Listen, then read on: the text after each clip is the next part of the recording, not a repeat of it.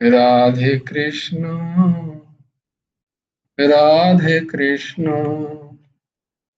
कृष्ण कृष्ण राधे राधे सच्चिदानंद रूपाय ओम सच्चिदानंद रूपाय गुरवे बुद्धिसाक्षिणे श्रीहेमन्ताय वरिष्ठाय नमो अक्लिष्टकर्मणे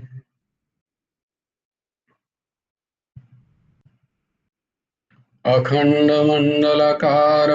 व्याप्तं येन चराचरम् तत्पदं दर्शितं येन तस्मै श्रीगुरवे नमः।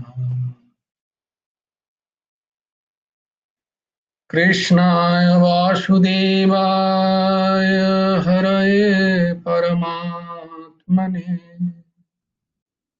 प्रणतक्लेशनाशाय गोविन्दाय नमः।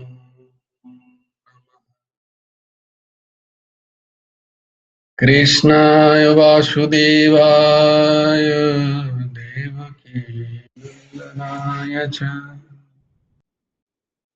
नन्दगोपकुमाराय गोविन्दाय वसुदेवं सुतं देवं कंसचाणूरमर्दनम् देवकी परमानन्दम् कृष्णं वन्दे जगद्गुरुम्। নবকুমার চতুষ্পটির আরেকটা অধ্যায়ে তোমাদেরকে স্বাগত। আজকে কি কেউ বলবে শ্লোকগুলো? আমি বলবো? ও হ্যাঁ, সুপর্ণাদি অনেকদিন বলনি, বলো বলো বলো। জয় গুরু রাধে শ্যাম। এইগুলো ধর্মক্ষেত্রে কুরুক্ষেত্রে সমবেতা যুযুৎসবঃ মামকা পাণ্ডবৈশ্চব কিম্ব কর্তব্য সঞ্জয় যত্র যোগেশ্বরः কৃষ্ণ যত্র পার্থ ধনুর্ধরः তত্রোऽসি বিজয়র্ভূতির্ধ্রুবা নীতির্মতির্মম যদা দদাহি ধর্মस्य গ্লানির্ভবতি ভারত অভ্যুত্থানমধর্মस्य তদাত্মাनं সৃজাম্যহं পরিত্রাণায় সাধূনাং বিনাশায় চ দুষ্কৃতम् ধর্ম সংস্থাপনার্থায় সম্ভবামি যুগে যুগে কর্মণ্যেবাধিকারস্তে মা ফলেষু কদাচন মা কর্মফলহেতুর্ভূ মা তে সঙ্গস্ত কর্মণি জগস্থা কুরু কর্মাণি সঙ্গং ত্যক্তা ধনঞ্জয় সিদ্ধা সিদ্ধ সমভূতা সামন্তযোগ উচ্যতে বিহায় কামন্ন সর্বং পুমং সরতি নিঃস্পৃহ निर्मम निरहङ्कारः स शान्तिमधिगच्छति तामेव शरणं गच्छ सर्वभावेन भारत तत्प्रसादात् परां शान्तिं स्थानं प्राप्स्यसि शाश्वतम् तद्विद्धि प्रणिपातेन परिप्रश्नेन सेवया उपदेक्ष्यन्ति ते ज्ञानं ज्ञानेन स्तः दर्शिनः श्रद्धावान् लभते ज्ञानं तत्परः संयतेन्द्रिय ज्ञानं लब्ध्वा परां शान्तिमुचिरेणाधिगच्छति कार्पण्यो दोषपापहतो स्वभाव पृच्छामि धर्मसंमूढचित्ताः यच्चय सन्निश्चितं शिष्यस्तेऽहं साधिमां तं प्रपन्नं सर्वधर्मान् परित्यज्य मामेकं शरणं व्रज अहं तं सर्वपापेभ्यो मोक्षयिष्यामि मा शुचः चञ्चलं हि मनः कृष्ण प्रमाथि बलवद्दृढं तस्याहं निग्रहं मन्ये वायोरिव सुदुष्करम् असंशयं महाबाहु मनो दुर्निग्रहं चलम् अभ्यासेन तु कौन्तेय वैराग्येण च गृह्यते पत्रं पुष्पं फलं तोयं जो मे भक्ता प्रयच्छति तदहं भक्त्या भुक्त अपरितमस्नामि प्रयत्मनः यत्करोषि यदश्नासि यज्जुहोषि ददासि यत्तपस्यासि कौन्तेय तत्कुरुषो मदर्पणम् अनन्या चिन्तयन्तो मां ये जना पर्युपासते तेषां नित्यम् अभियुक्तानां योगक्षेमं वहामि अहम् अपि चेत् सुदुराचारो भजते माम् अनन्यभाक् साधुरेव समन्तव्य सम्यग् व्यवसितो हि स मतः परतरं नान्यत् किञ्चित् अस्ति धनञ्जय मयि सर्वम् इदं प्रोक्तं श्रुते मुनिगणा इव दैवी एषा गुणो मयि मम माया दुरत्यया मामो एव जे प्रपदन्ते मायामेतं तरन्ति ते अद्वेष्टा सर्वभूतानां मैत्रेय करुण एव च निर्ममो निरहङ्कार समो दुःख सुखक्षमी सन्तुष्ट जग सततं योगी जातात्मा दृढनिश्चय मयि अर्पो मनोबुद्धि च मद्भक्त समे प्रिय जय गुरु राधे श्याम। জয় গুরু রাধেশ্যাম, জয় গুরু রাধেশ্যাম। বাহ, বেশ, খুব সুন্দর।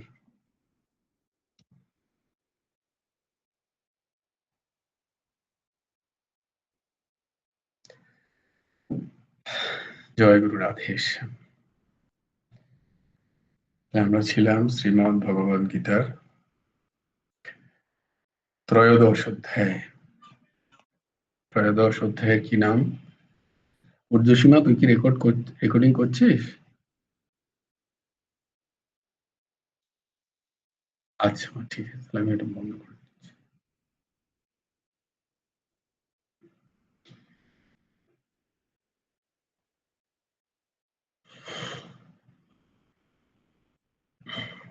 আমরা ছিলাম ত্রয়োদশ অধ্যায়। ত্রয়োদশ অধ্যায়ের নাম হলো গিয়ে ক্ষেত্র ক্ষেত্রজ্ঞ বিভাগ জগৎ। ক্ষেত্র ক্ষেত্রজ্ঞ বিভাগ জগৎ।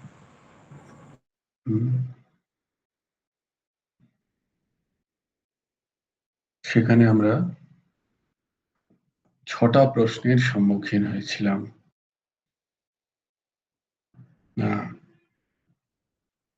ক্ষেত্র কি, ক্ষেত্রজ্ঞ কে,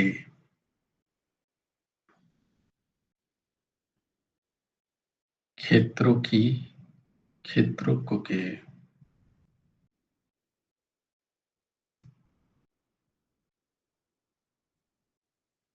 জ্ঞান কি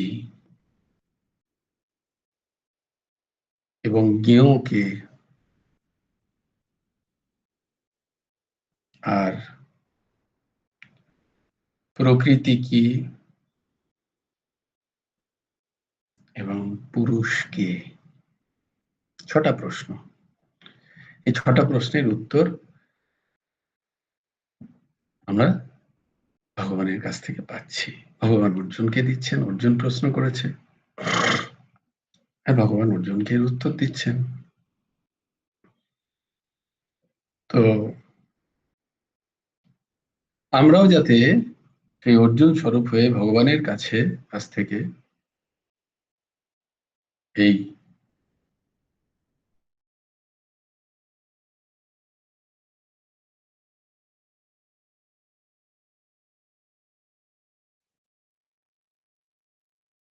ভগবানের কাছ থেকে এই উত্তরগুলো যাতে আমরাও পেয়ে আমরাও এর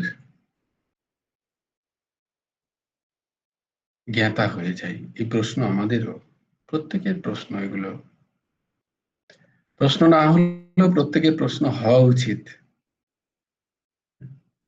যেহেতু আমরা শ্রীমদ্ ভগবদ গীতার চর্চায় আছি, তাই এইসব প্রশ্নগুলো আমাদের মনে উত্থিত হওয়া উচিত, তার উত্তর আমাদের জানা উচিত, কারণ উত্তর ভগবান দিচ্ছেন।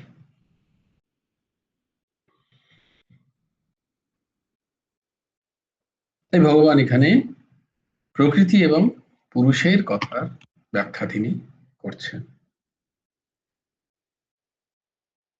বাকি চারটে উত্তর তিনি দিয়ে দিয়েছেন, তিনি এবার প্রকৃতি এবং পুরুষের ব্যাখ্যা করছেন এবং তাদের যে স্থিতি হয় সেই স্থিতির কথা তিনি বলছেন। এসো আমরা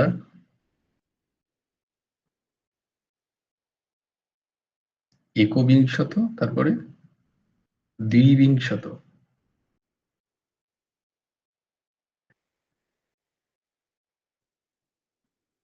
22 নম্বর শ্লোক, দ্বিবিংশত। আমার সাথে সাথে তোমরা উচ্চারণ করো। পুরুষः প্রকৃতিস্থো হি,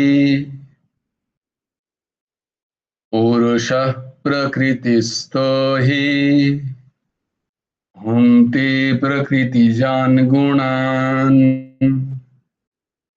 ভুঙ্ক্তে প্রকৃতিজান গুণান। পুরুষः প্রকৃতিস্থো হি ভুঙ্ক্তে প্রকৃতিজান গুণান, কারণং গুণসংযোগস্য, কারণং গুণসংযোগস্য সদসদয়োনি জন্মসু,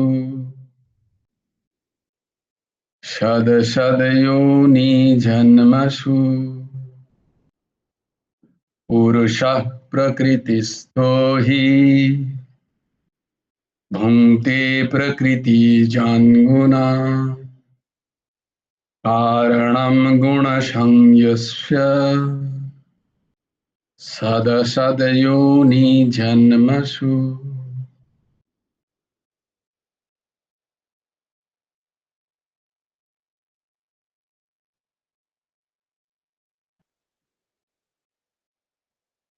তো বলছে যে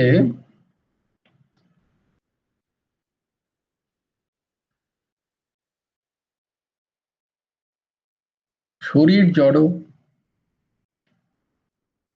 প্রকৃতি প্রকৃতি জড়, পুরুষ চেতন।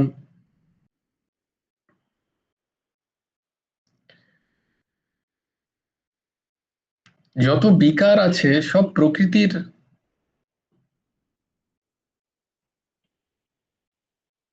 কর্ম, প্রকৃতির কার্য, প্রকৃতির হেতু। পুরুষে এই সমস্ত বিকার নেই। সুখ দুঃখ, ভয়, শোক, ক্লেশ, ইচ্ছা, দ্বেষ, রাগ, এসব প্রকৃতির বিষয়, বিকার, এগুলো সব পুরুষে সব নেই।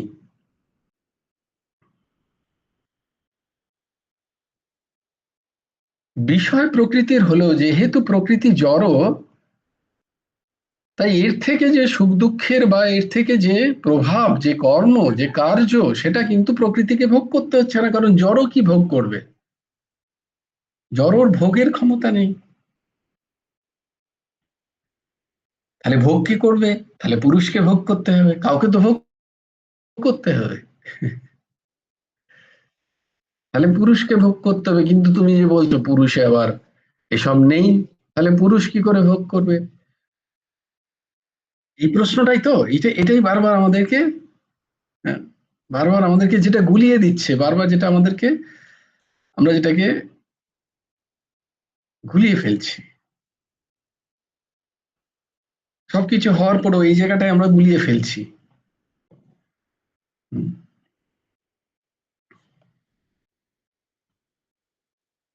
জি বাবা, তুমি বলছো ননভেজ খেলে কাটমার করে খেলে পাপ হবে, তাই জন্য তুমি বলছো ছেড়ে দাও, খেও না, কেটে কেটে খেও না। তো খাচ্ছে কে? তো খাচ্ছে তো মুখ, খাচ্ছে তো শরীর, পুষ্ট শরীর হচ্ছে।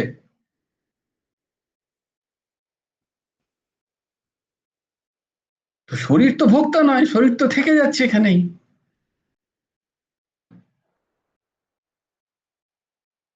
বাবা আত্মা চেতন, সে সে তো আর মাংস খাচ্ছে না চিবিয়ে, চেতন খাচ্ছে কি?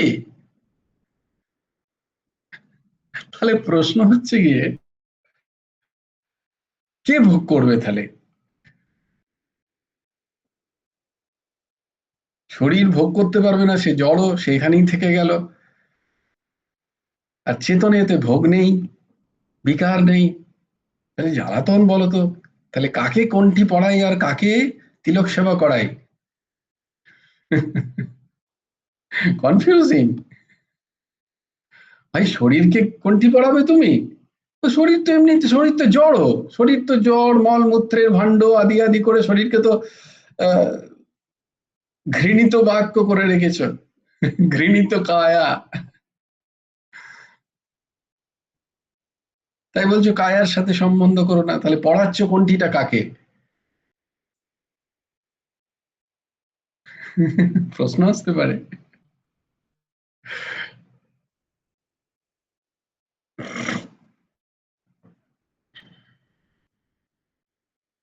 বিচার করতে হবে। তাহলে এখানে আসছে একটুখানি বিচার, এই বিচারটারই প্রয়োজন, আর এটাই বলা হচ্ছে এখানে ক্ষেত্র ক্ষেত্রজ্ঞে। না হলে চেনা সম্ভব হবে না, গুলিয়ে যাবে সবসময় বারবার। যখন এই এই দাস বলবে বা যখন এরকম ক্লাসে আসবো তখন মনে হবে হ্যাঁ ঠিকই তো, ঠিকই তো, কিন্তু যখন প্র্যাকটিক্যালে যাব তখন গুলিয়ে যাবে। যখন ব্যবহারিক জীবনে যাব তখন ব্যাপারটাকে গুলিয়ে যাবে, তখন আর থাকবে না। ও তাই তো, দুটোই তো আছে, শরীর আর চেতন, চেতনও আহ, অবিনাশী, তার ভোক্তৃত্ব নেই। হুম, আর শরীর তো পড়ে রইলো এখানেই, শরীরের সাথে ইন্দ্রিয় আদি সব এখানেই পড়ে থাকছে, সেও ভুগছে না, তাহলে ভুগছেটা কে? কে করবে?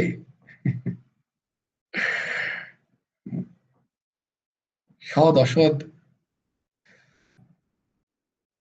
কর্মের ভোগটা ভুগছে কে? তাই এখানে ভগবান বলছেন তার উত্তর।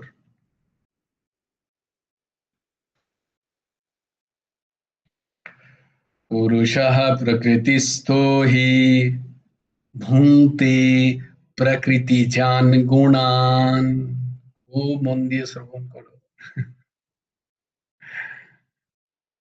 এগুলো এক একটা হচ্ছে সূত্র, যা দ্বারা তুমি সমস্ত তোমার অজ্ঞানকে ধ্বংস করে দিতে পারো।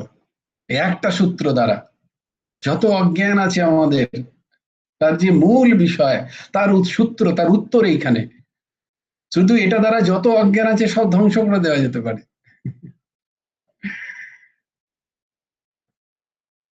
কারণম গুণ সংযস্য সদ সদ যোনি জন্মসু। এই যে তুমি বলছো 84 লক্ষ জনি পাবো, এবার কোন জনি পাবো সেটা আমি কি করে জানবো? সৎ অসৎ জনি।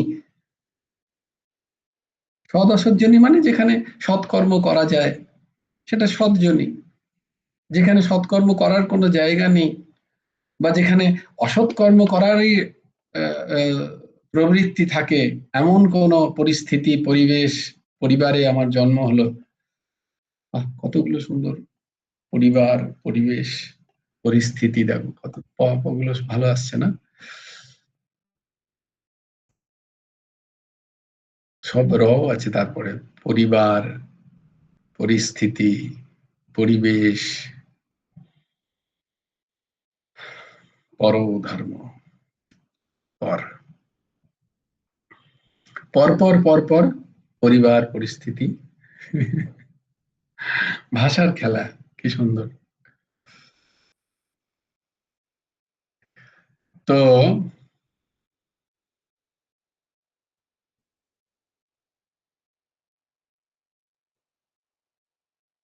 আচ্ছা শুক্লাদি, তোমাকে তোমাকে একটা কথা বলি, তুমি জয়েন করেছো, এই যে বারবার বলা হচ্ছে, এটা এটা তোমার শ্রীচরণে আমার সাষ্টাঙ্গ দণ্ডবত অনুরোধ একটা, এই এই দাসের একটা অসুবিধা কি বলতো, এই দাস যখন লিখতে বসে তখন কিচ্ছু থাকে না মাথায়, কিন্তু এই দাস যখন এরকম কিছু বলতে যায়, কোথায় কোথা থেকে যে এই সমস্ত ভাবগুলো আসে ভগবান জানে। তো তোমরা যদি কেউ এগুলোকে লিখে তোমাদের নামেই দাও, এই দাসের নামে দিও না কিন্তু, কারণ এগুলো দাস বলছেও না, কারণ তাহলে সে নিজে লিখতে পারতো, এগুলো গুরু ভগবান দিচ্ছেন এই ভাব। তো তোমরা তো এই ভাবটা নিয়ে তোমরা লিখতে পারো পত্রিকার জন্য, এই যে বারবার সবাই বলছে পত্রিকায় লেখা কম, তো প্রত্যেক দিনের এক একটা এক একটা গীতা ক্লাস একটা পত্রিকার একটা টপিক হয়ে যেতে পারে। তো তোমরা যারা শ্রবণ করছো তারা যদি ওই ভাবটাকে লেখো যেগুলো বলা হচ্ছে, তাহলে তাহলে তো দেখো পত্রিকার কত লেখা হয়ে যায়, তাই না, প্রত্যেক দিনের একটা লেখা হয়ে যায়। জয় গুরু রাধেশ্যাম। ঠিক আছে ভাই, আমি চেষ্টা করব। হ্যাঁ, কিন্তু আমার কিন্তু অনুরোধ হচ্ছে, নামটা কিন্তু তোমারই থাকবে, কারণ ভুল হলে সব তোমার, ঠিকগুলো আমার না। না, বিষয়টা তা নয়, বিষয়টা আমার নাম দিও না। কারণ তুমি করবে অত খেটে খুঁটে, তো প্লিজ তোমার নামই দিও। এটা আমি অনেককে আগে বলেছি, কন্যা কুসুম মাকে বলেছিলাম, আমার বোন সুনিতাকে বলেছিলাম, কিন্তু তো প্লিজ প্লিজ যারা পারবে, যারা করতে পারবে, এই এই ক্লাস থেকে যেগুলো যেগুলো বেরোচ্ছে সেগুলো যদি তোমরা ভাষায় লিখে উম, ইয়েতে দাও, কি নাম আমাদের পত্রিকায়, তাহলে পত্রিকায় একটা করে লেখা অ্যাড হয়ে যাবে। কন্যা কুসুম মাকে অনেক আগে আমি বলেছিলাম, ওর ব্যস্ততা থাকে, ওর সারাদিন আর হয় না দোকান টোকান নিয়ে।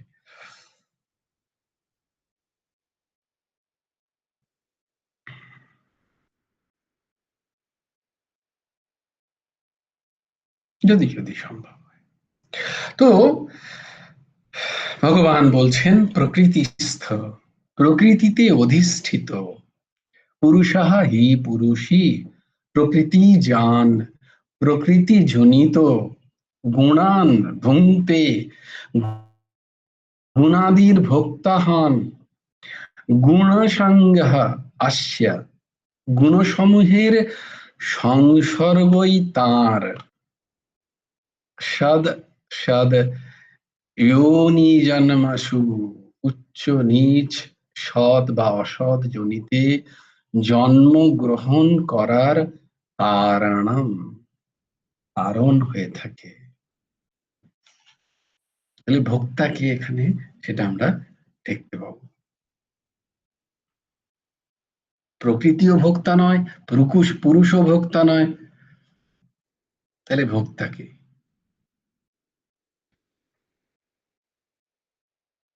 তো এখানে ভগবান বলছেন প্রকৃতিতে অধিষ্ঠিত পুরুষই প্রকৃতি জনিত গুণ সমূহের ভোক্তা হয়ে থাকেন। প্রকৃতিতে অধিষ্ঠিত পুরুষ, পুরুষই প্রকৃতি জনিত কর্ম প্রকৃতিতে হচ্ছে, ক্রিয়া হচ্ছে কোথায়? প্রকৃতিতে। এবং এই সমস্ত যা যা হচ্ছে, যা যা ক্রিয়া কর্ম যাই বলো না কেন, সব গুণসম্মত, সবের মধ্যে তিনটে গুণ আছে, সত্য রজ তম গুণ, নয় তামসিক কর্ম হচ্ছে, ক্রিয়া হচ্ছে, নয় রাজসিক হচ্ছে, নালে সাত্ত্বিক হচ্ছে, হচ্ছে কি হচ্ছে না? হচ্ছে। তাহলে কর্ম হচ্ছে, কর্ম বা ক্রিয়া যাই হচ্ছে প্রকৃতিতে হচ্ছে, তাহলে প্রকৃতিতে অনুষ্ঠিত গুণসমূহের যে কর্মপ্রবাহ, তার ভোক্তা কে হয়ে যাচ্ছে? পুরুষ। কেন?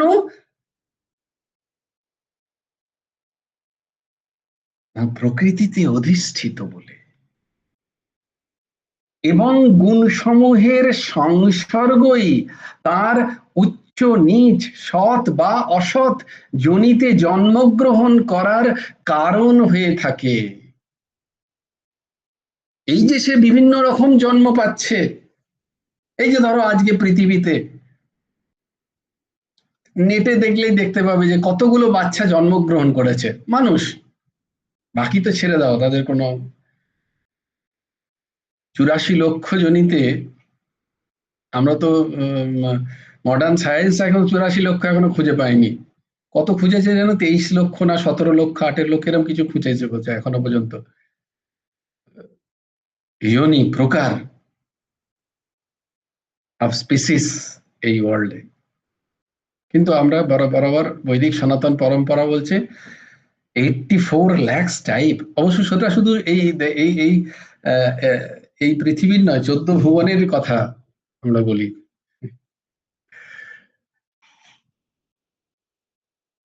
তো ঠিক আছে, ছেড়ে দাও, শুধু মানুষই ধরো কত মানুষ জন্মেছে। তোমরা যদি নেটে কাউকে জানো, 1 লাখ মানুষ মরে যায় এটা আমি জানি, এবার জন্মায় কত সেটা আমি জানি না। সেটা নেটে দেখলে বুঝতে পারবে যে পার ডে বার্থ রেট কত এই ওয়ার্ল্ডের। আমাদের প্রায় 700-800 কোটি মানুষ এই বিশ্বে, সেখানে প্রত্যেকদিন কজন জন্মাচ্ছে দেখো।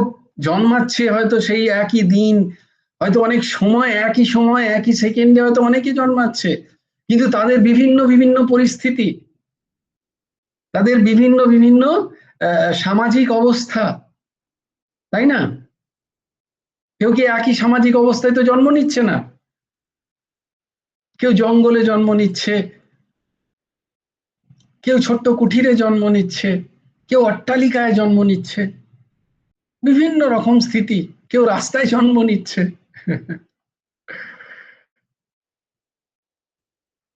সৎ অসৎ জনি।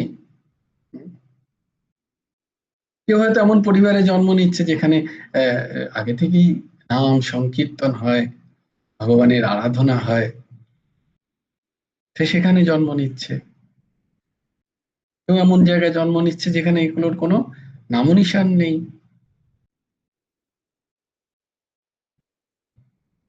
উচ্চ নিচ জনিপ্রাপ্ত হচ্ছে, হচ্ছে কি হচ্ছে না, প্র্যাকটিক্যালি দেখো, একদম একদম প্র্যাকটিক্যালি মাপো নিজেকে। এরা কারা? কেনই বা এরা এরকম বিভিন্ন বিভিন্ন মাতৃগহ্বরে জন্ম নিচ্ছে? তাদের বিভিন্ন বিভিন্ন পরিস্থিতি কেন? তখন কর্মফলের বিজ্ঞানকে স্বীকার করে নিতে হয়। এটা কোনো কাকতালীয় তো বিষয় নয়, কোনো কাকতালীয় ব্যাপার নয়, কিছু তো তার একটা কারণ আছে। তার কারণটা নিহিত এখানে। এবার আমরাও জানি না, আমাদেরও এই শরীর ছেড়ে আবার অন্য কোন শরীর যখন আসবে সেটা কোন পরিস্থিতিতে হবে সেটা আমাদের জানা নেই।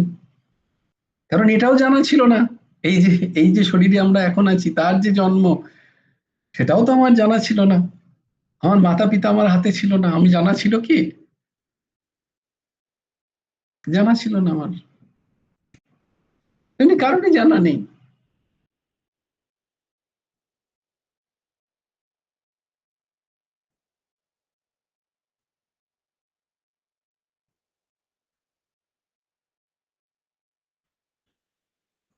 তাহলে হচ্ছেটা কি?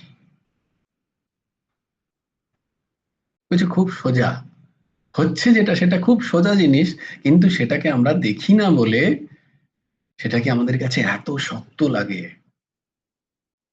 কি? এই শরীর কি আমার? একই কথা। এই শরীরকে আমি ভেবে নিয়েছি, আর শরীরের সাথে সম্পর্কযুক্ত বস্তুগুলোকে আমার ভেবে নিয়েছি। বলছি এই মান্যতাটাকে সরাও খালি।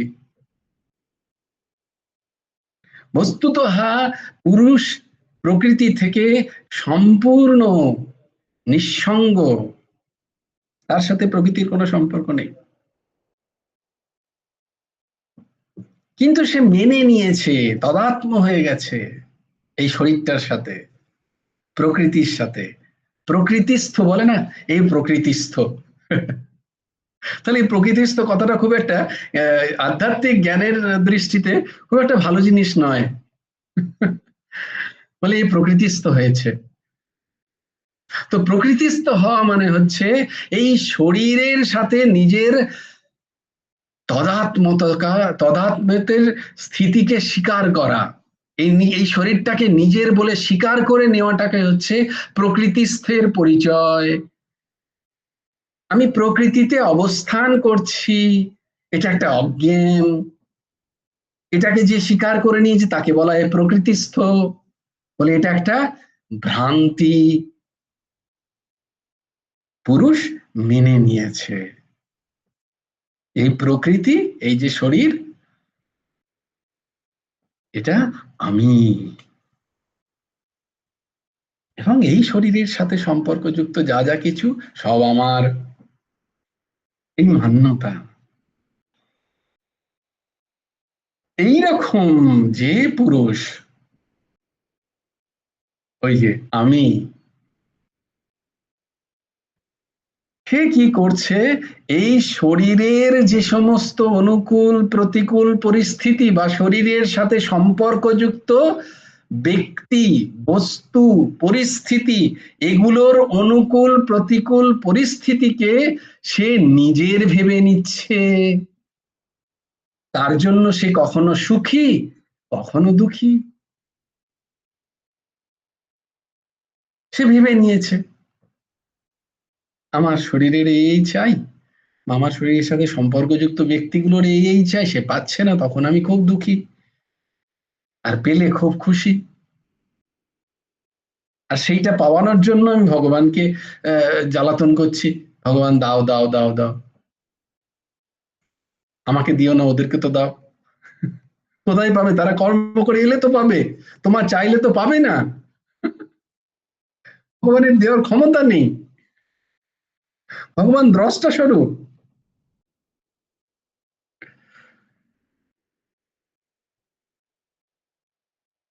সবাই যদি সবার চাওয়া ভগবান পূরণ করতে চান, তাহলে তো বোঝো তাহলে কি অবস্থা। তাহলে তো দুঃখ কোনোদিন কারুর, কাউকে দুঃখ ভোগই করতে হয় না।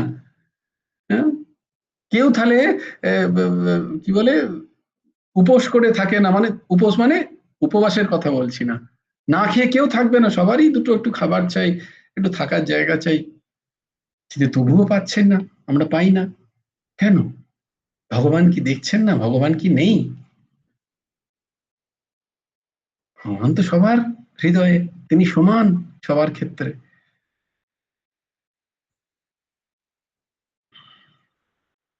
আচ্ছা, এটা একটা দারুণ উদাহরণ দিয়েছে এখানে, উদাহরণ দিয়েছেন আমাদের স্বামী রামসুখদাসজি মহারাজ। দেখো, তুমি গাড়ি চালাচ্ছ, ধরো তুমি মানে আমরা, ধরো কেউ কেউ গাড়ি চালাচ্ছে, হুম, গাড়ি নিয়ে রাস্তায় বেরিয়েছে, চার চাকাই ধরে নাও, গাড়িটা একটা অ্যাক্সিডেন্ট করলো,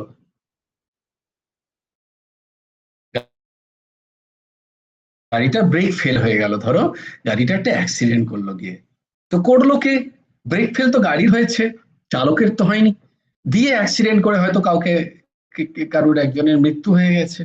তাহলে এবার ভোগটা কে করে এখানে? কার কার জেল হয়? গাড়ির জেল হয়? বলো, কেউ একজন উত্তর তো দাও। জেলটা কার হয়? পুলিশ কাকে ধরে নিয়ে যায়? গাড়ির চালককে। Driver, driver. ভাই দেখো, সবাই বলছে একসাথে, কাকে না, ড্রাইভারকে ধরো, ড্রাইভারকে ধরো। আরে গাড়ির ব্রেক ফেল হয়েছে, আমি কি করব? না, শাস্তি তো একজনকে দিতে হবে, ড্রাইভারকে ধরো। দেখো কি সুন্দর উদাহরণ। তা করছে তো কর্ম শরীর, করছে তো কর্ম শরীর।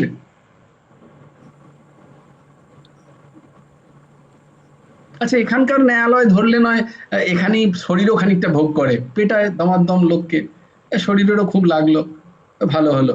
কিন্তু ধরো লুকিয়ে গেলাম, এমন একটা কর্ম আমি লুচুকি চুপি চুপি করেছি, বাজে কর্ম, আমি আর এটার প্রকাশ হলো না, তাহলে এখান থেকে তো আমি ছুটকারা পেয়ে গেলাম।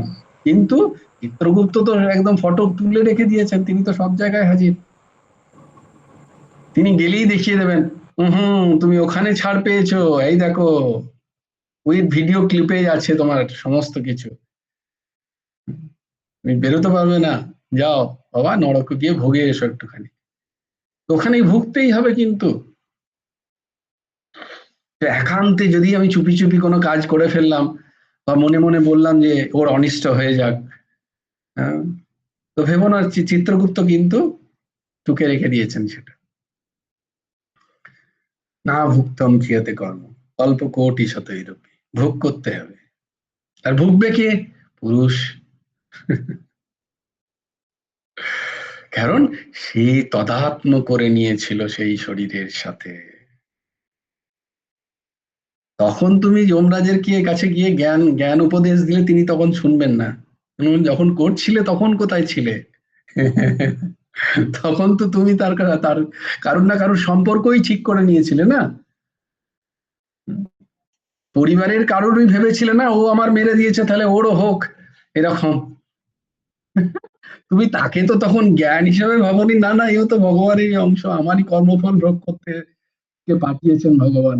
তখন তো তুমি তাকে নয় কাকা জ্যাঠা দাদা মামা পরিবারের কাউকে না কাউকে ভেবেছো, তাই তার সুখ চেয়েছো বা দুঃখ চেয়েছো। ভোগ করো তুমি। যেমন গাড়ির অ্যাক্সিডেন্টে শাস্তি চালকের হয়, তেমনি এখানেও কি হচ্ছে, পুরুষ যেহেতু মনে করে নিয়েছে, পুরুষ মানে পুরুতে বসত ইতি পুরুষাহা, যা ভগবানের অংশ আত্মা, সে অহম ইতি মান্যতে, কর্তা অহম ইতি মান্যতে, আমি কর্তা, আমি কর্তা। এই ভোগ তাকে করতে হচ্ছে।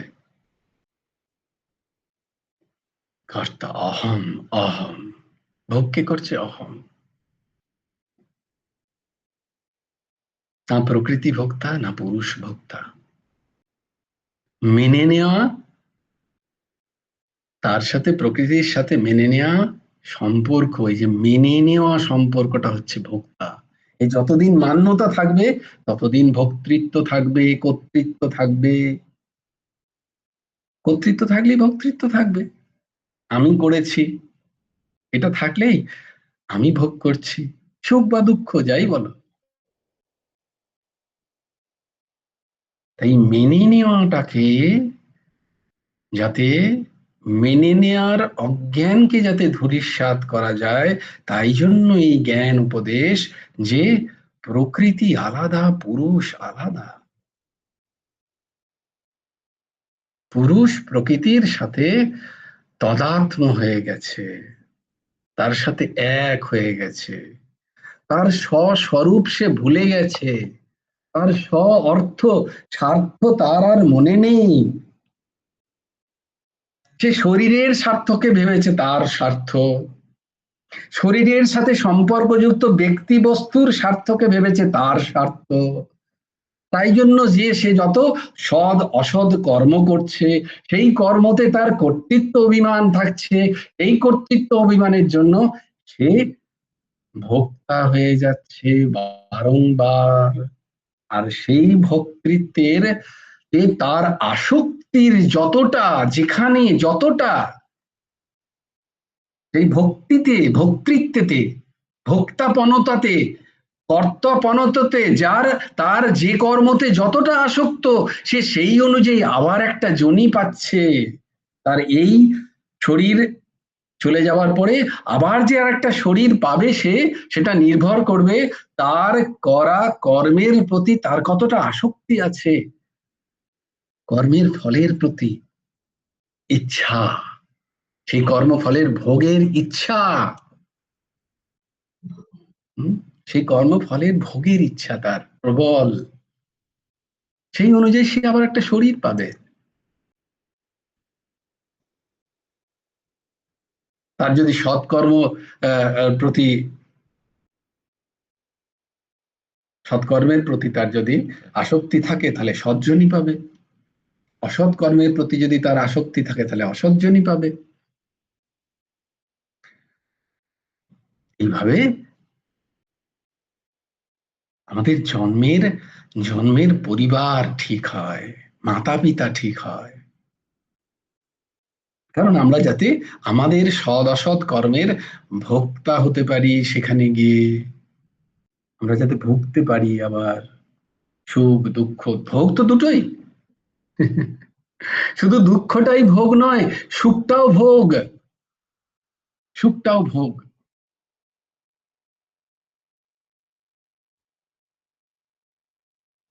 এই দুটোই ভুগতে হবে, পাপ পুণ্য কর্ম দুটোই ভুগতে হবে।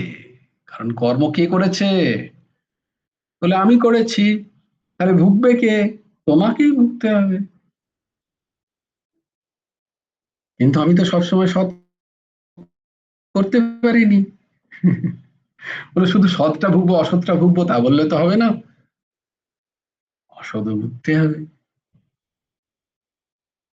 এই প্রকৃতিতে অবস্থিত হওয়ার জন্যই পুরুষ প্রকৃতি জনিত যে গুণাবলী দ্বারা কৃত কর্ম তার ভোক্তা হয়ে যায়। এই গুণ সমূহের সংস্পর্শে তার আসক্তি তৈরি হয়, তমগুণে, রজগুণে, সত্যগুণে, তাই না? বলো, দেখো না,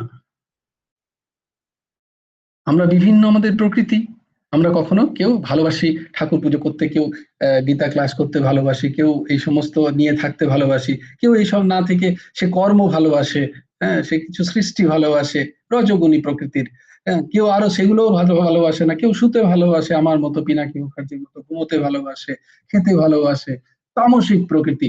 এই করে তার শরীরটা যদি ছেড়ে যায় সেই আসক্তির কারণে আমি যেমন এই পিনাকি মুখার্জি যখন মরে যায় তাহলে শুয়োরের জনি হতে পারে, কারণ খেতে ভালোবাসে, যা পাবে খেলেও খেতে পারলেই ভালো, একটা পেট ভরাতে পারলে।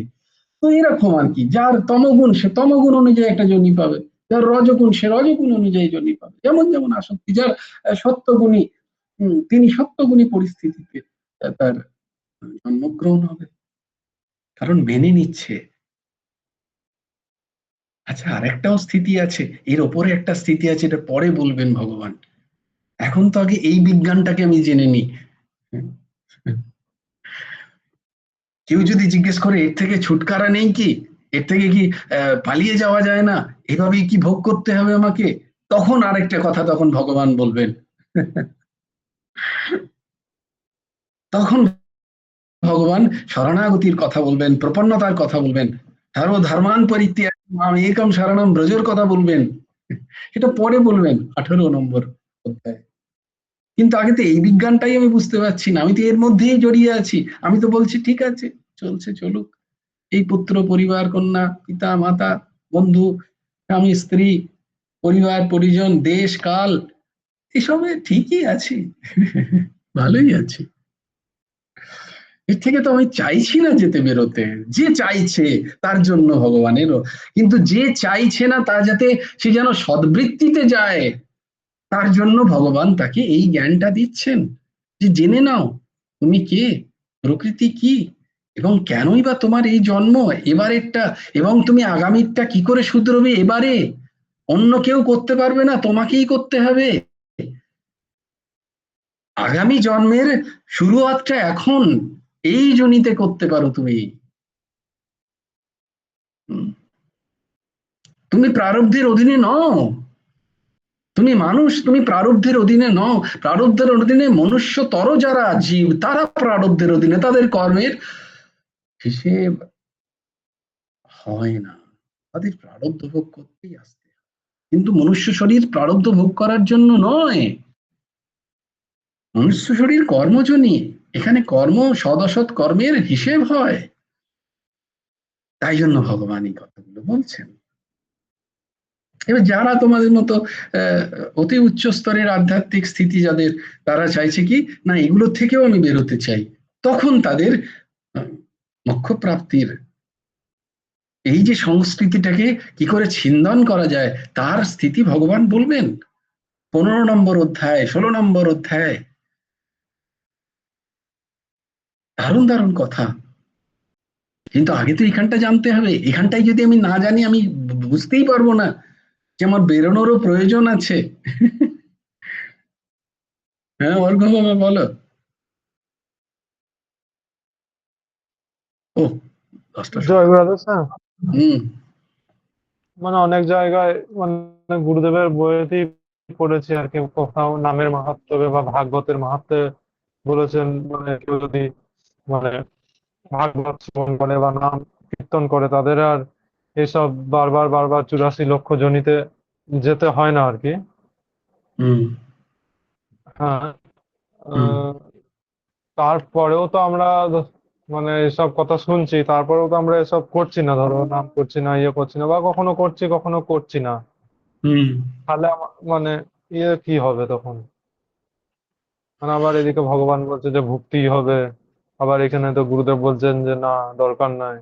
মানে মানে গুরুদেবও বলেছেন বিভিন্ন জায়গাতে এরকম করলে ভুগতে হবে, আবার অনেক জায়গাতে উনি বলছেন যে নাম করলে বা ভাগবত কেউ যদি শ্রবণ করে তাহলে আর তাদেরকে যেতে হয় না, তৎক্ষণাৎ তাদের মুক্তি লাভ হয়ে যায়, মানে হুম এরকম দেখো, গুরুদেব ভাগ, গুরু ভগবান যে কথা, তাই জন্য বলি যে মানে দু রকমেরই কথা সন্দর্ভ অনুযায়ী, ভাগবত। হ্যাঁ, দু রকম মানে কেন, এই যা পালিয়ে গেল।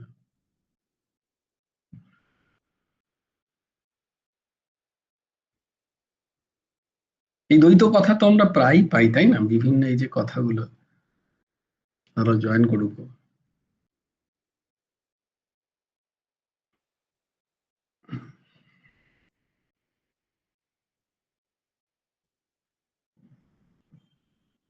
কিতার গায়ে বুঝো, এটা তো সবারই প্রশ্ন, বলো তাই। এই প্রশ্নটা যে ও যেটা করছিল, এটা তো আমাদের সবারই জয়গুরু প্রশ্ন, তাই না? রাধেশ্যাম, বলছি এই দ্বৈত ভাব আছে বলে তো আমাদের মাথা গুলিয়ে যাচ্ছে, এত মাথায় কিছু নিতে পারছি না।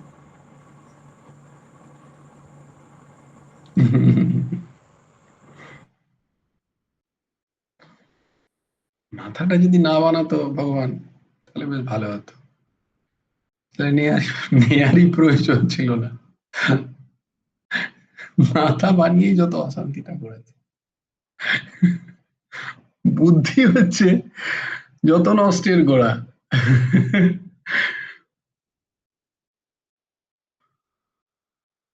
পিনাকি বেরোলো, ঢুকে গেল, অর্ঘ্য বেরোলো, এখনো ঢুকলো না। বুদ্ধি খুব খুব মহান সমস্যার জিনিস। হুম। জয়গুরু রাধেশ্যাম ভাই, তুমি বলে রাখো উত্তরটা, অর্ঘ্য পরে শুনে নেবে এটা থেকে। হ্যাঁ, কারণ ঊর্ধ্বসীমা তো রেকর্ডিং করছেই। হ্যাঁ, তাহলে এই প্রশ্নটা কিন্তু আমাদের সবাইকার, যে তো এর প্রশ্নের উত্তরে দেখো, গুরু ভগবানই এই দাসের মাথায় এখনই একটা সুন্দর ভাগবতেরই কথা, আহ গোকর্ণের কথা তোমরা সবাই শুনেছো। গোকর্ণের ভাগবত মাহাত্ম্যের গোকর্ণের কথা ভগবান লিখেছেন। সেটাকে নতুন যে সংস্করণ হয়েছে আমাদের কথাসার ভাগবতী কথায়, সেটা দেখো পেছনে দেওয়াও আছে। ভগবান ওটা লিখেছিলেন কোন গ্রন্থে, দ্বারাও বলি, সেটাও আমার লেখা আছে। তো সেখান থেকে মহারাজ বলে ওটাকে নিয়ে কথাসার ভাগবতী কথায় ওটাকে অ্যাড করেছেন। নতুন যে সংস্কার কথাসার ভাগবতী কথায় ওখানে আছে যে ভাগবতে গোকর্ণ উপাখ্যান।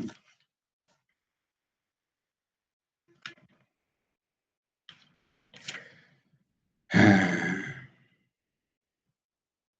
গোকর্ণ উপাখ্যান ভগবান প্রথমে লিখেছিলেন জীবন মঞ্জুরি গ্রন্থে। জীবন মঞ্জুরি বলে একটি গ্রন্থ আছে ঠাকুরের রচিত, সেখানে গোকর্ণ উপাখ্যানে কি আছে, একই ওই গ্রন্থ, ওই ওই রচনাটাই মহারাজ কথাসার ভাগবতী কথাতেও। যাদের পড়া হয়নি তারা অবশ্যই পড়বে, কিন্তু পড়া হয়নি তো বলতে পারবে না, কারণ আমরা কিন্তু পড়েছি কথাসার ভাগবতী কথায় গোকর্ণ উপাখ্যান অনেকবার। হুম, ধরবো? না না, ধরবো না। সেদিনই সেদিনই একজনকে জিজ্ঞেস করছিলাম এক জায়গায়, তো বললাম যে তুমি বলতে পারছো না, একজন বললো কি তুমি পড়া ধরছো? না না, পড়া ধরছি না, কিন্তু এতবার বলা হয় যে কথাগুলোকে, সেগুলো যদি যখন আবার প্রশ্ন আসে দেখি একই জায়গা থেকে, তো যাকে গোকর্ণ উপাখ্যান আমি ছেড়ে দাও, গোকর্ণ উপাখ্যান আমি কাউকে ধরছি না। তো গোকর্ণ উপাখ্যানে দেখো ওখানে সাক্ষাৎ ভাগবতের মাহাত্মেই বলছেন যে ওখানে কিন্তু ধুন্ধুকারী প্রথমবার শুনেই সে কিন্তু পরম পদ প্রাপ্ত হয়ে যাচ্ছে, কিন্তু বাকিরাও গোকর্ণের কথা, ভাগবতী কথা 7 দিন ধরে শ্রবণ করেছে। ওখানে ধুন্ধুকারীও শ্রবণ করেছে, আবার বাকিরাও শ্রবণ করেছে, কিন্তু বিমান এলো একটি। বিমান দেখো এলো একটি, তাই না? গোকর্ণ উপাখ্যানে আমরা দেখতে পাই যে যখন গোকর্ণকে শোনাচ্ছেন, এই যখন ধুন্ধুকারীকে শোনাচ্ছেন গোকর্ণ মহারাজ, তখন ধুন্ধুকারী শুনলো এবং শুনে কিন্তু সে পরম পদ প্রাপ্ত হয়ে গেল। হ্যাঁ অর্ঘ্য বাবা এসছিস তো, দেখ গোকর্ণ উপাখ্যানটার মনে কর। তো দেখো গোকর্ণ উপাখ্যানে কি বলছেন যে ওখানে ধুন্ধুকারী শুনলো, শোনার পরে 1 সপ্তাহ পরে বাকি অনেকে শ্রবণ করছিল, কিন্তু সেখানে পিনাকিও ছিল, সুপর্ণাদি ছিল, তারপরে অপর্ণাদি ছিল, কন্যা কুসুম মাও ছিল, সবাই ছিল সেখানে। মানে তখন হয়তো ছিলে, এরকম একটা ভাবনা করে নাও যাতে ভালো লাগে যে এই কথাটা শুনতে, যাতে তোমরা অ্যাটাচ করতে পারো আমার এই কথাটার সাথে। এখন মৌমিতাও হয়তো পাশে বসেছিল, তো বা সিকিউরিটির জায়গায় মৌমিতা মা ওখানে ছিল হয়তো। তো আসেনি, কারোর জন্য আসেনি। রমাদিও ছিল, কিন্তু কারোর জন্য এলো না, আমাদের জন্য বিমান এলো। কার জন্য? শুধুমাত্র ধুন্ধুকারীর জন্য এলো, তাই না অর্ঘ্য বাবা বলো? তোমার জন্য এলো না, তাই জন্য আবার তোমাকে এবারে অর্ঘ্য হাজরা হয়ে আসতে হলো, জয়েন্ট দিতে হলো, পরীক্ষা দিতে হলো, ডাক্তারি করতে হচ্ছে। কত অশান্তি, কত জয় গুরু রাধেশ্যাম। সব আমাদের এই গীতা ক্লাসের মতো গো, ওই উপস্থিত আছে কিন্তু স্মরণ নাই, মনন নাই, মন নাই।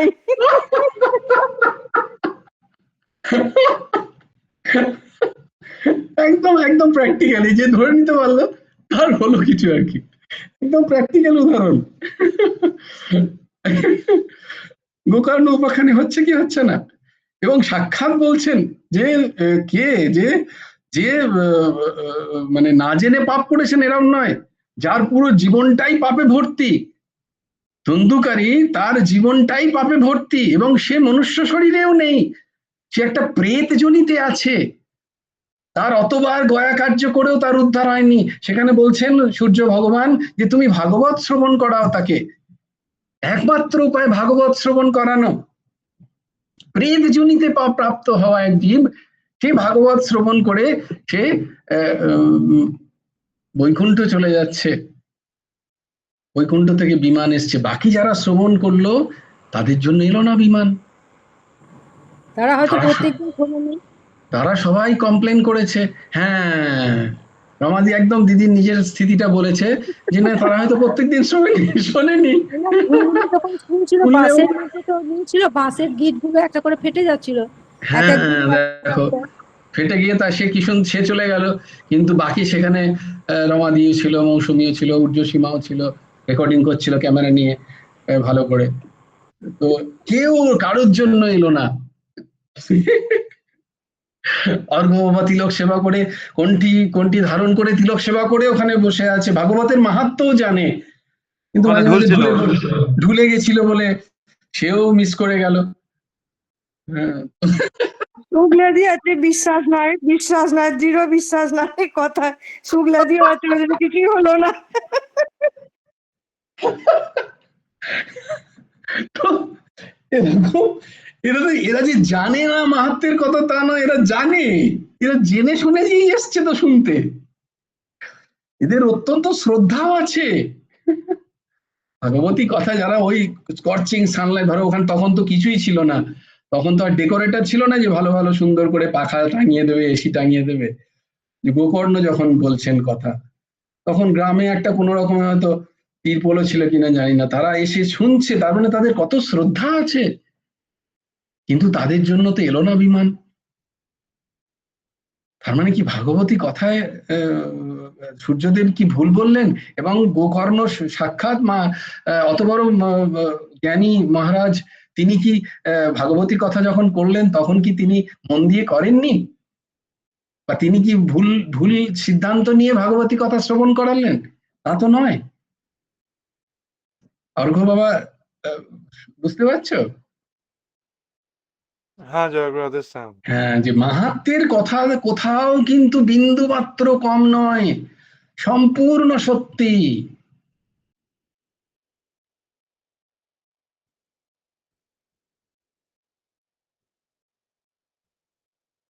এক হরিনামে যত পাপ হরে, জীবের সাধ্য নাই তত পাপ করে। কি মিথ্যে কথা! ভগবান বলছেন, সাক্ষাৎ শ্রী চৈতন্য মহাপ্রভু। তিনি কি এমনি বাড়িয়ে চড়িয়ে বলছেন? বলে না না, সম্পূর্ণ সত্য।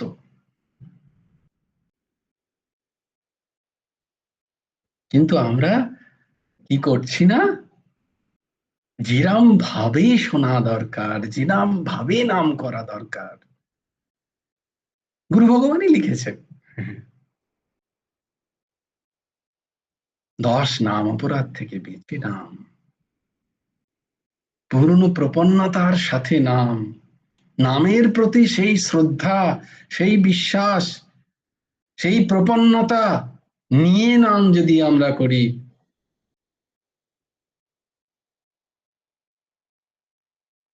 ভাগবত যদি আমরা সেইভাবে শ্রবণ করি, আমাদের শ্রবণ কোথায়? গোকর্ণ উপাখ্যান কতবার হয়েছে, তাতেই দেখলাম যাদের ধুন্দুলির কথা যদি বলি, ধুন্দুকারী, তখন মনে পড়ে, হ্যাঁ মনে হয় যেন কিছু একটা শুনেছিলাম। ধুন্দুকারী কে ছিল? ধুন্দুলি ছিল বটে কে একজন। গোকর্ণের পিতার নাম কেউ কিছু একটা ছিল। রাধেশ্যাম আত্মদেব, বাহ, আত্মদেব। আত্মদেব, আত্মদেব। কোন নদী ছিল তার পাশে তার ঘর ছিল?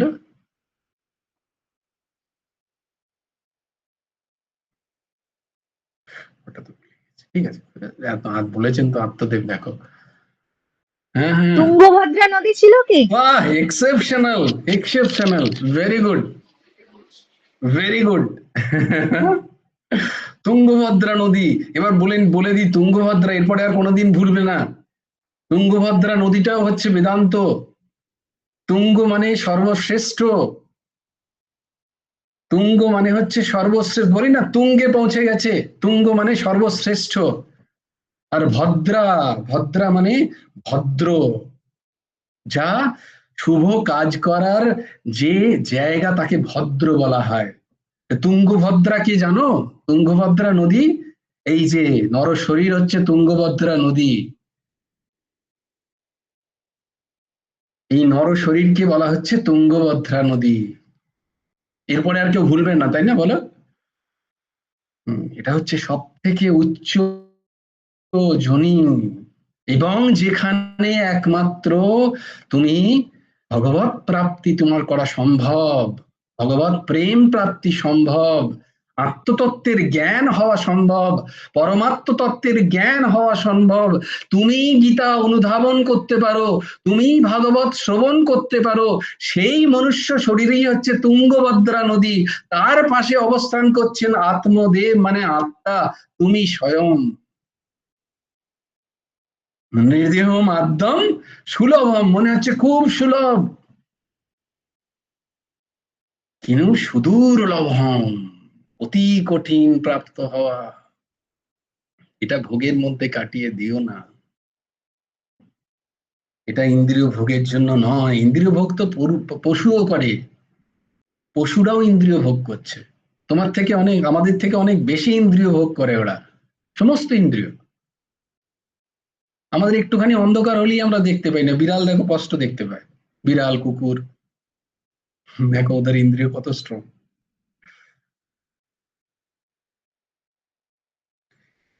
তো প্রশ্ন হচ্ছে সেটা নয়, প্রশ্ন হচ্ছে তুঙ্গভদ্রাই নর শরীর, তার অবস্থা। যাকে আবার গোকর্ণের উপাখ্যানে ঢুকে যাচ্ছি আমি। না না, বলার উদ্দেশ্য সেটা নয়। বলার উদ্দেশ্য অর্ঘ্য বাবার উত্তর, যে প্রশ্ন হচ্ছে যে এই যে মাহাত্ম্যের কথা বলা হচ্ছে, তাই সেই মাহাত্ম্যগুলো কি ঠিক নয়?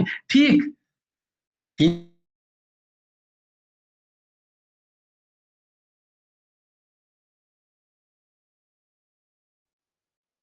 এখনো কাটছে, কেটেই যাচ্ছে। তো তাই জন্য মতো শুনতে হবে, নামের মতো নাম করতে হবে।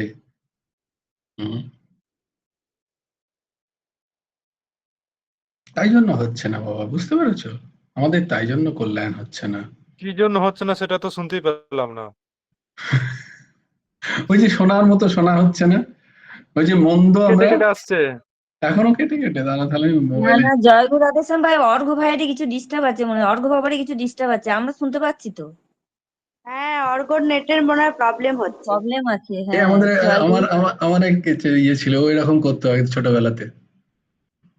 কিছু একটা বলার পরে ও বুঝতো নিজেও, অপরকে বোঝাতো এইভাবেই। বুঝো, তাহলে বুঝতে পারছো এটাকে কি বলে বলো তো? তো এটা ভাগবতেই লেখা আছে, আমি বলছি না। মন্দ সুমন্দ মতয়, মন্দ ভাগ্য আর উপদ্রুত। এর জন্য আমি বলছি না, দুবার লেখা আছে ভাগবতে। একবার ভাগবত মাহাত্ম্যের প্রথমে লেখা আছে এই শ্লোক, আবার ভাগবত অধ্যায়ের প্রথম অধ্যায়ে প্রথম স্কন্ধেতেও লেখা আছে এই শ্লোক। মন্দ, আর দুটোই নারদ ভগবানই বলছেন যে কলিকালে কল্যাণ হচ্ছে না কেন। এই যে তুমি যে প্রশ্ন করছো না, তার জন্য কেন কল্যাণ হচ্ছে না। হ্যাঁ, নাম এত সুলভ, এত সস্তা, ভাগবত কথা কোথায় কোথায় না হচ্ছে, সবাই তো বৈকুণ্ঠে পাচ্ছে না জায়গা। কেন? কারণ আমরা ভাগবত কথা শ্রবণ করতে গিয়ে ঘুমোচ্ছি। মন্দ, আলস্য, আলস্য আমাদের, আলসি আমরা, প্রমাদী জীব আমরা, আমরা প্রমাদী। মন্দ সুমন্দ মতয়,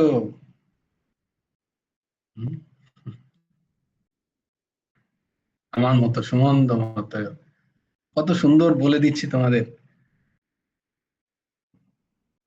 কিন্তু নিজে করি না, নিজে মন দিয়ে শ্রবণ করি না,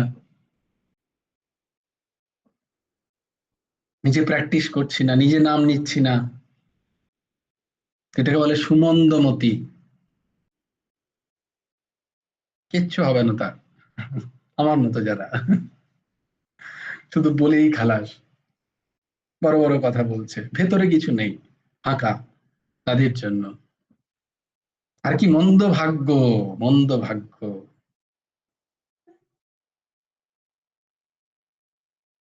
বিভিন্ন কারণে, আমাদের ভাগ্যের কারণেও হয় না। আর উপদ্রুত জীবন, উপদ্রুত জীবন, এই চারটে কারণে কল্যাণ হচ্ছে না। দেখো, দেখে নাও,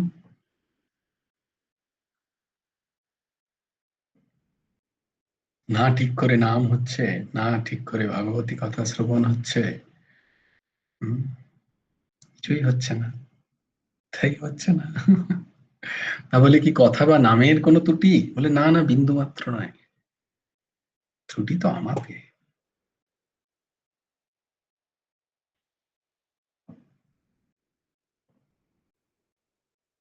ভাগবত কথা শ্রবণ করতে গিয়ে আমি তো এদিকে তাকাই ওদিকে তাকাই, জল তেষ্টা পায়।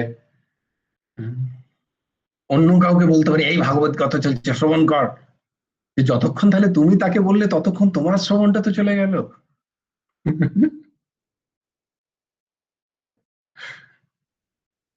বলে ভাগবতী কথা কি শ্রবণ করলে গো? বলে তা তো জানি না, তবে মহারাজ খুব ভালো কথা বলেছেন, কেউ ওঠেনি একজনে। তুমি কি করে জানলে কেউ উঠেছে কি ওঠেনি? তাহলে তুমি মহারাজের কথা শুনছিলে না, তুমি এটা দেখছিলে কি কে উঠছে আর কে বসছে।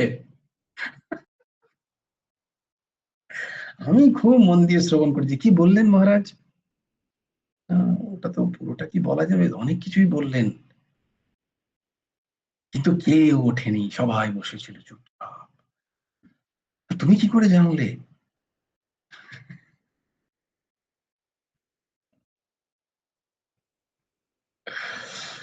এটা এই দাসের যে স্থিতি সেটা তোমাদের বলছি, কারোর সাথে মিল হয়ে গেলে কিন্তু দাসকে বলো না, কিন্তু যে ওর সম্বন্ধে দোষ দৃষ্টি করছি না, কিন্তু আমার এই স্থিতি আমি তাই তোমাদের বলছি।